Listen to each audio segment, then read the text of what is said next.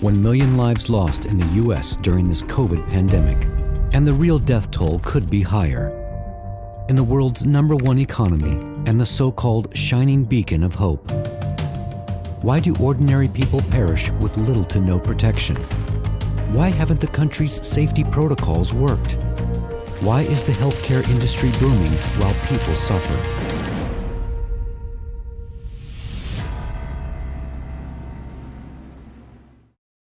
Julie Atkins has worked in nursing for more than 30 years, but the overcrowded ICU at her hospital is something she has never experienced. As soon as we move one out, it's going to be filled almost immediately for another patient.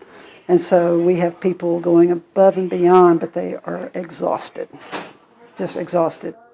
Dr. Harbaksh Sangha of Missouri's Lake Regional Health works a 12 to 14-hour shift looking after COVID-19 patients. People are burning out. The burnout is very real. Nicole Atherton, a nurse at Singing River's Ocean Springs Hospital, not only suffers from physical fatigue, but her psychological burden has also been increasingly intolerable. So to watch someone suffer for weeks, unable to eat, unable to drink, struggling for every breath, it changes you. Making it worse has been the severe shortage of personal protective equipment, or PPE, that the U.S. has experienced since early 2020. Some have even had to rely on college graduation gowns for protection.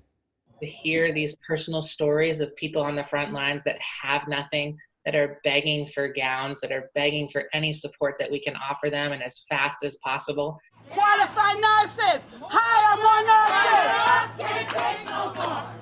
Widespread stress and burnout, health and safety issues, depression and work-related post-traumatic stress disorder. As a result, nurses are quitting in droves all across the U.S., with 62% of hospitals reporting nurse vacancy rates higher than 7.5%. Rising demand and shrinking supply are forcing many U.S. hospitals to pay top dollar to get that much-needed help. If they can afford it, of course. The country's healthcare relies increasingly on travel nurses who can fill in when needed at a price, up to a whopping $5,000 or more a week. It weighs down on those hospitals that provide healthcare to the bulk of uninsured low-income patients. Temp staffing agencies means privatization of nursing workforce is happening. So private versus public. So it's going to draw even further wedge between the haves and have-nots and in terms of access to healthcare. And to add insult to injury, some U.S. hospitals have even been forced to ration healthcare provisions. We have had situations in here with COVID, with people this critical, where two people start to go bad at once. And you have to decide which room you run to. It's a hard decision to make. Healthcare rationing has always been a reality in the U.S., and it's de facto rationing when patients are discriminated against because they can't pay out-of-pocket costs or simply because they live in rural, remote communities.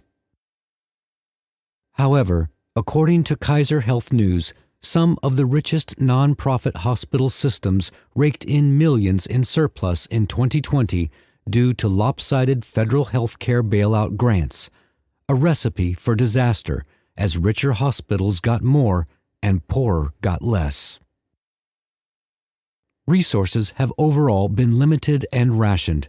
According to The Atlantic, within every social class and educational tier, Black, Hispanic, and Indigenous people died at higher rates than white people. Is this the society that claims that all men are created equal in its Declaration of Independence?